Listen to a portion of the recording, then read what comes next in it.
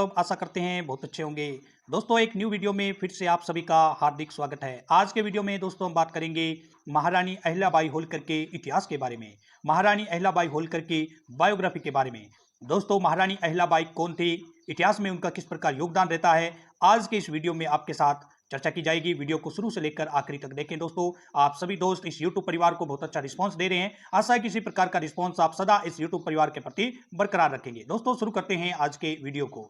महारानी अहिल्याबाई होलकर, जिनका जन्म दोस्तों 31 मई 1725 ईस्वी के अंदर होता है, ग्राम चोंडी, जामखंड, अहमदनगर, महाराष्ट्र के अंदर। तो अहिल्याबाई होलकर का जो जन्म है दोस्तों वो 31 मई 1725 को होता है, ग्राम चोंडी, जामखेड़, अहमदनगर, महाराष्ट्र के अंदर। और इनकी जो शादी हुआ था, इनका विवाह हुआ था, इनके जो जीवन संगी थे, जीवन साथी थे, उनका नाम था दोस्तों खंडेराव होलकर। अहिल्याबाई ने अपने राज्य की सीमा के बाहर भारत भर के प्रसिद्ध तीर्थों और स्थानों में मंदिर बनवाए, घाट बनवाए, कुओं और बावड़ियों का निर्माण किया, मार्ग बनवाए, काशी विश्वनाथ में शिवलिंग को स्थापित किया, भूखों के लिए अनशन खोले, प्यासों के लिए प्याऊ बिठलाई, मंदिरों में विद्वानों की नियुक्ति, शास्त्रों के मनन चिंतन और प्रवचन हेतु की। मराठा साम्राज्य की प्रसिद्ध महारानी तथा इतिहास प्रसिद्ध सूबेदार मलराव होलकर के पुत्र खंडेराव की धर्म पत्नी थी अहिल्याबाई होलकर। उन्होंने माहेश्वर को राजधानी बनाकर शासन किया था। अहिल्याबाई का जन्म चोंडी नामक गांव में हुआ था, जो आजकल महाराष्ट्र के अहमदनगर जिले के जामखेड़ में पड़ता है। 10-12 वर्ष की आयु में उनका विवाह हुआ। 29 वर्ष की अवस्था में विधवा हो गई अहिल्याबाई होलकर। पति का स्वभाव चंचल और उग्र था, वह सब उन्होंने कहा। फिर जब 43 वर्ष की थी तो पुत्र मालेराव का देहांत हो गया। जब अहिल्याबाई की आयु 62 वर्ष के लगभग थी तो दोहितर नथु चल बसा। 4 वर्ष पीछे दामाद यशवंतराव फणसे न रहा और उनकी पुत्री मुक्ताबाई सती हो गई। दूर के संबंधी तुकोजीराव के पुत्र मलराव पर उनका स्नेह था। सोचती थी कि आगे चलकर यही शासन व्यवस्था, न्याय और प्रजारंजन की डोर संभालेगा, पर वह अंत तक उन्हें दुख देता रहा।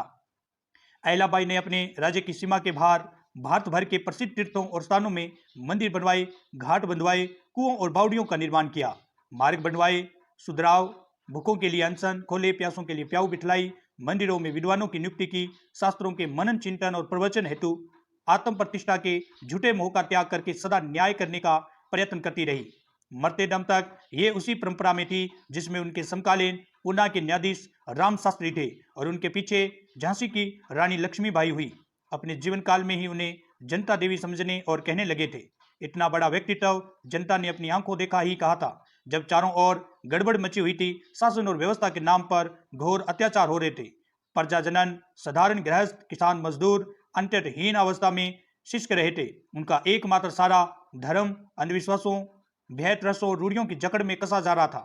न्याय में न शक्ति रही थी न विश्वास। ऐसे काल की उन विकट परिस्थितियों में अहिल्याबाई ने जो कुछ किया और बहुत किया वह चिरस्मरणीय है।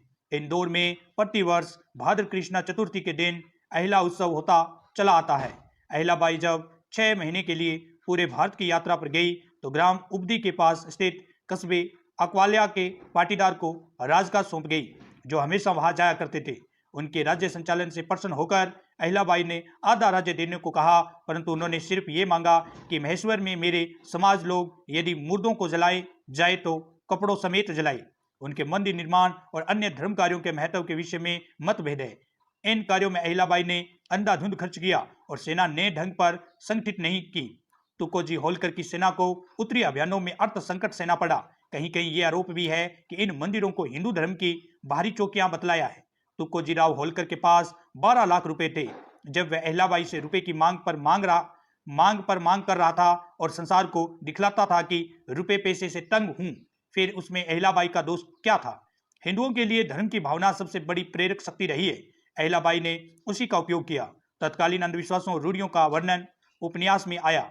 उनमें से एक विश्वास था मंदता के निकट नर्मदा तीर स्थित खड़ी पहाड़ी से कूदकर मोक्ष प्राप्ति के लिए प्राण त्याग, आत्महत्या कर डालना। अहिल्याबाई के संबंध में 2 प्रकार की विचारधारा रही है। एक में उनको देवी के अवतार की पदवी दी गई, दूसरी में उनके अति उत्कृष्ट गुणों के साथ अंधविश्वासों और रूढ़ियों के प्रति श्रद्धा को भी प्रकट किया। वह अंधेरे में प्रकाश किरणों के समान थी, जिसे अंधेरा बार बार ग्रसने की चेष्टा करता था। अपने उत्कृष्ट विचारों और नैतिक आचरण के चलते समाज में उन्हें देवी का दर्जा मिला। महलराव मल्हारराव के भाई बंदों में तुकोजीराव होलकर एक विश्वास पात्र युवक थे। मल्हारराव राव ने उन्हें भी सदा अपने साथ में रखा और राजकाज के लिए तैयार कर लिया।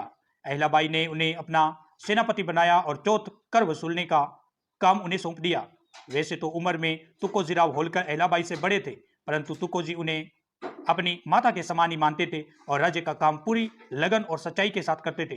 अहिल्याबाई का उन पर इतना प्रेम और विश्वास था कि वह भी उन्हें पुत्र जैसा मानती थी। राज्य के काजों में जहां कहीं पर उनका उल्लेख आता वहां तथा मोहरों में भी खनोडजी सूत तुकोजी होलकर इस प्रकार कहा गया। राज्य की चिंता का भार उस पर प्राणों से भी प्यारे लोगों का वियोग है। इस सारे शोक भार को अहिल्याबाई का शरीर हरिक नहीं संभाल सका और 13 अगस्त सन 1795 को उनकी जीवन लीला समाप्त हो गई। अहिल्याबाई के निधन के बाद महाराजा तुकोजी राव ने राज्य की शासन व्यवस्था को संभाला। तो दोस्तों, आज के वीडियो में हमने बात की है अहिल्याबाई होलकर की जीवनी के बारे में और उनके इतिहास के बारे में।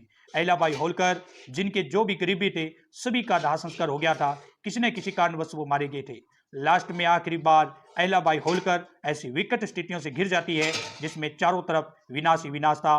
प्रजा के लिए इस प्रकार एकदम से इतना बड़ा कार्य करना किसी शासक के लिए बहुत खतरा भरा था। फिर भी अहिल्याबाई होलकर ने अपनी प्रजा के लिए, अपने क्षेत्र के लिए जो कार्य किया है वो इतिहास में सदा के लिए स्मरणीय हो गया है। अहिल्याबाई होलकर का वीडियो जो है आज के इस सेशन में हमने देखा है दोस्तों। अब कुछ पिक्चर्स है वो देखते हैं। अहिल्याबाई होलकर की ये फोटो है दोस्तों, आप देख सकते हैं अहिल्याबाई होलकर, ये पिक्चर में देख सकते हैं। दूसरी फोटो है अहिल्याबाई देवी होलकर की, ये जब वो शत्रुओं के साथ लड़ाई करने जाती थी, तो ये पिक्चर आप देख सकते हैं इसके अंदर, फोटो के अंदर, जब घोड़े पर सवार होकर वो शत्रुओं से लोहा लेने जाती थी, लड़ने जाती थी अपनी प्रजा की रक्षा के लिए। दोस्तों, ये स्थान है महाराष्ट्र के अंदर अहिल्याबाई के नाम पर। ये स्थल जो है यहाँ पर जहाँ दुर्ग जैसा आपको लग रहा होगा, लेकिन अब तो इसके ऊपर निर्माण कार्य आप देख रहे होंगे कि नीचे वाला जो पोर्शन है वो एक जैसा है, लेकिन ऊपर वाला न्यू बिल्डिंग्स बनी है। यहाँ पे आप देख सकते हैं ये स्थान अहिल्याबाई होलकर से संबंधित था, यहाँ अहिल्याबाई होलकर निवास करते थे, लेकिन अब ऊपर इसका निर्माण कार्य जो है वो यहाँ की गवर्नमेंट के द्वारा किया गया है। ये जो स्थान है ये घाट है दोस्तों, आप देख सकते हैं महाराष्ट्र के अंदर अहिल्याबाई होलकर घाट है। ये काफी प्रसिद्ध घाट है, तीर्थ स्थलों में से एक, घाटों में से काफी प्रसिद्ध है। कभी महाराष्ट्र आप जाएं तो इस घाट पर जरूर जाएं। अहिल्याबाई होलकर घाट है, काफी प्रसिद्ध महाराष्ट्र का घाट है। तो दोस्तों, आज के वीडियो में हमने अहिल्याबाई होलकर से संबंधित जो भी इतिहास था, उनकी बायोग्राफी थी, उसके बारे में देखा है। दोस्तों, आप सभी दोस्तों का इस यूट्यूब परिवार को बहुत अच्छा रिस्पांस मिल रहा है, लगातार आप सहयोग कर रहे हैं। आशा करते हैं किसी प्रकार का सहयोग आप सदा इस यूट्यूब परिवार के प्रति बनाए रखेंगे। दोस्तों, अगर कोई नए दोस्त जुड़े हैं तो चैनल को सब्सक्राइब करें, बेल के प्रेस को नोट कर लें। धन्यवाद दोस्तों, कल मिलते हैं न्यू वीडियो के साथ।